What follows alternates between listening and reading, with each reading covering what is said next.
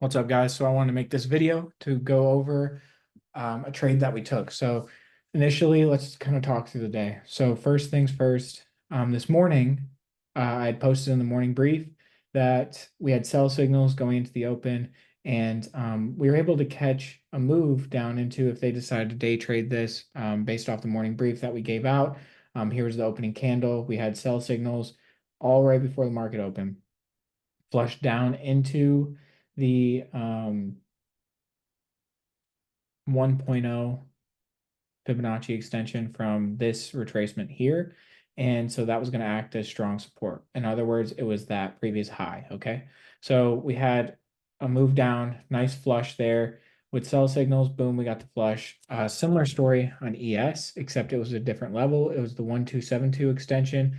And we popped right down into that level, bounced directly off it, and moved higher. So that was that level, and that's you can see that was the low in the after hours that we're trading right now.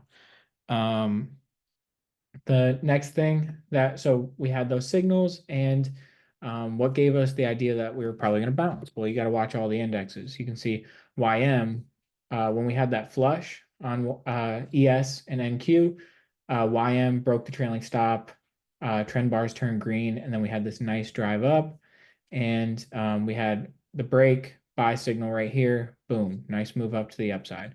So that's what happened there. And then RTY was doing something similar, and that kind of correlates with what KRE was doing with regional banks. So banks have been showing strength. And so what did we do this today? We went long the banks. Okay. So if you look here, KRE's kind of been on a tear. It broke out. It's got strong momentum, right? And continuing to trade higher. So first thing to watch going into later this week, you want to pay attention to maybe some lower time frame buy signals on this one, and look to ride this momentum out, as we should have a decent bit more of upside. If we want to draw out our fibs here, we can go here to here. And yeah, we've cleared this 50% retracement here. So potentially we can move back up into this level right here, which is that 618 retracement. And so that's that. So what we did was we traded PNC. Now, this was a momentum play. So I'll probably call this YouTube video Trading Momentum 2.0. If we drop down to the 2 hour time frame, you could see we were getting buy signals all into the close yesterday. And then on top of that, you could see that I believe we had a 30-minute. We were getting 30-minute buy signals. So we got in right around here. And so we caught this move up. It went up about 30%. Now, it was a small relative gain in terms of percentage, but normally on something like this with lower time frame signals, I would have bought weekly options, or really next week's options because it is Thursday. But then it ended up pushing up, and we got 30% on August expiration contracts. So that was pretty solid.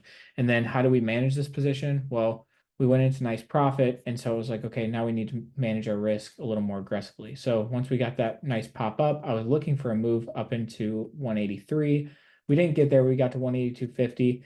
And I took profit when we broke the ATR trailing stop to the downside off the 1 minute. Okay. So we were trimming on the way up, took our first trim at 20%, 30%, and then eventually took it all off at 25%. Now, that's not the only trade we had today. We had that one. We also had talked about gold and gold futures. Okay. So if we drop down to the 30-minute, this one had a pretty nice move to the downside that I was looking for. And actually, it was a 15-minute. So we had sell signals going into the open, told them about it here in the chat. There was a sell signal.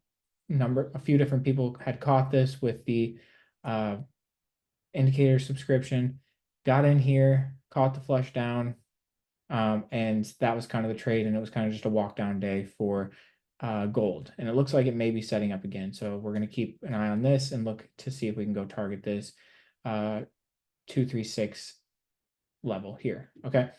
And then, but we did have a loser. So losing trade did end up being Walmart. Now, this one we lost a whopping 13%. Okay.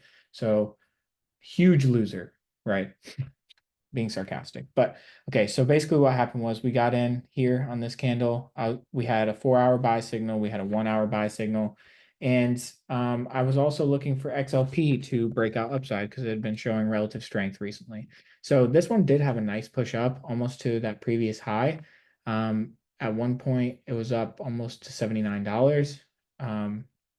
But we didn't get the follow through, and Walmart, being one of the strongest stocks in this sector, did not get the follow through either. So that was kind of weird to me. And so I was like, okay, once we broke the 21 EMA, I was like, okay, I'm gonna get out, manage my risks. Normally, I'll cut it below the ATR trailing stop, but in this case, it was kind of just like, okay, XLP is breaking out, and this is not. That's weird. I'm just gonna cut the loss. So we had a 30% winner in PNC, and then a 13% loser in this one. So it was over 2-to-1 risk to reward. So that's how you manage your risk. And then we had a couple good futures trades in the indexes and also gold. So that's kind of the recap for today. But now what are we looking at into tomorrow? So I'm going to keep an eye on the banks. I'm going to keep an eye on these banks here. As they've been showing strength. We had this nice breakout of this consolidation. You can see the buy signals we had here and then the nice move up. Now we can play the continuation. So PNC, DFS, and Ally are all, or I think I'm saying that right, are all good looking ones. You can see here we hit support. It was a break and retest, and then we bounced here. So this one does look good for a continuation to the upside. So I'm keeping an eye on that. And then from there, I'm keeping an eye on home builders. You can see we're building this bull flag after breaking out of this bull flag. So we're flagging after we broke a bull flag. Okay. So I am looking to see if we can get a continuation back up into this level, the 116 level, and potentially up into 120. Couple of stocks that may run with that here is Toll Brothers. This is a stock that may run with it as well. And so there's our extensions here. And we're finding resistance at that high, finding support here at this low. So we're going to be looking for, if we can get some buy signals on XHB, then we can look for some buy signals on Toll Brothers. And then from there, we can make a decision on how we're going to trade it and look for a breakout above this level, potentially into 140, and then this 1272 extension from that swing high to swing low. So that's what I'm looking for here. That's the trade that I'm looking for. But one other, so the top sectors I'm paying attention to, they're all right here. So KRE, we talked about that in the banks. Then we got XHB, which is forming that flag, right?